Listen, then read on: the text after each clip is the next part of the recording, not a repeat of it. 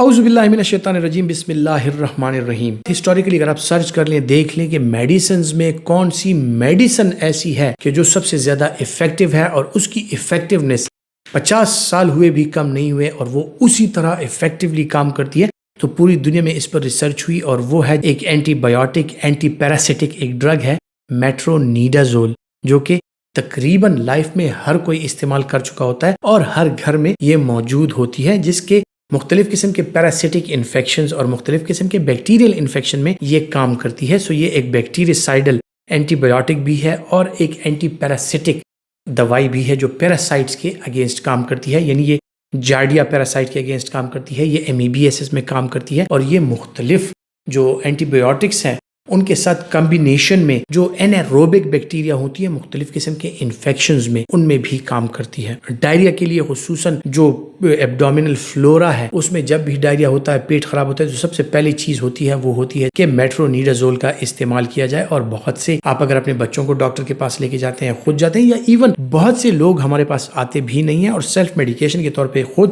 یا اپنے بچوں کو میٹرونیڈازول وہ سٹارٹ کرا دیتے ہیں۔ میٹرونیڈازول کے حوالے سے جو ایک بہترین چیز ہے وہ یہ ہے کہ یہ ایک ایسی ڈرگ ہے کہ اس کے اگینسٹ نہ ہی بیکٹیریل ایک ریزسٹنس ابھی تک ڈیولپ ہوئی ہے اور نہ ہی جو پیراسٹک انفیکشنز ہوتی ہیں باڈی میں، اس میں بھی پیراسائٹس کے اگینسٹ یعنی امیبا یا جارڈیا جو ہیں جن کی وجہ سے پیٹ خراب ہو سکتا ہے، پیٹ کے مسائل ہوتے ہیں، ان میں بھی اس کے اگینسٹ ریزسٹنٹ نہیں ہے۔ اور یہ مائٹی افیکٹو ڈرگ ہے کہ اگر پیراسٹک انفیکشنز میں یا بیکٹیریل انفیکشنز میں جہاں پر ہمیں میٹرونیڈازول چاہیے ہوتی ہے این ایروبک بیکٹیریا کو کور کرنے کے لیے، تو وہاں پر بہترین افیکٹس رکھتی ہے۔ کچھ لوگ اکثر سوال کرتے ہیں کہ اکثر اوقات لوگوں کے میں کہیں پر کوئی دانہ بن جاتا ہے، پیپ ہو جاتی ہے، یا خصوصاً جو ڈائبیٹک پیشنٹس ہوتے ہیں ان میں کہیں پر ایبسیس بن جاتا ہے یا دانے بن جاتے ہیں اور اس سے پیپ آ رہی ہوتی ہے، ایبسیس بن جاتا ہے، اس کو ڈرین کرنے کے لیے، اور اس کو ڈرین کرنے کے بعد ہم مختلف دوائیاں دیتے ہیں، ساتھ میں میٹرونیڈازول بھی دے دیتے ہیں۔ میٹرونیڈازول بنیادی طور پر ایک اینٹی بایوٹک بھی ہے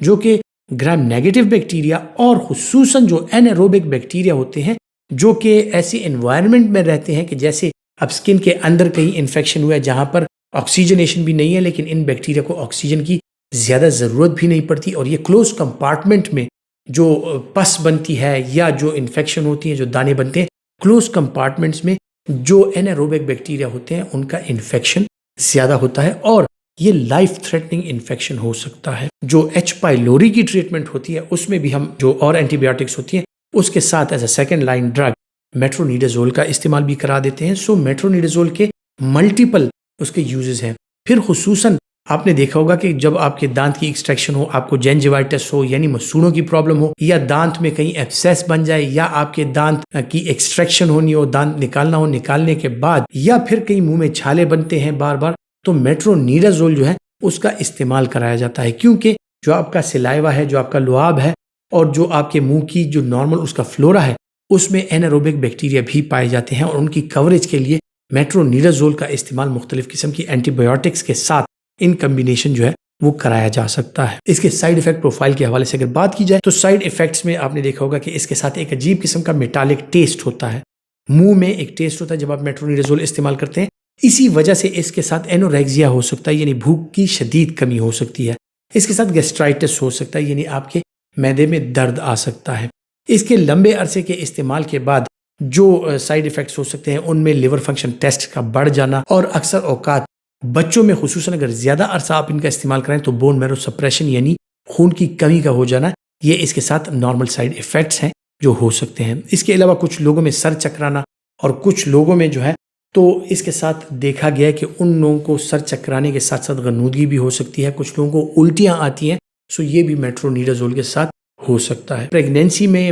فرسٹ ٹرائمیسٹر اور سیکنڈ ٹرائمیسٹر میں کوشش کریں گے اس کا استعمال ہرگز نہ کریں، خصوصاً فرسٹ ٹرائمیسٹر میں یہ کنٹرا انڈیکیٹڈ ہے۔ تھرڈ ٹرائمیسٹر میں البتہ اس کا استعمال اگر 2-3 دن تک کرانا مقصود ہو تو وہ ہو سکتا ہے، لیکن لمبے عرصے تک اس کا استعمال جو ہے وہ ٹیریٹوجینک ہے، اور وہ مطلب جو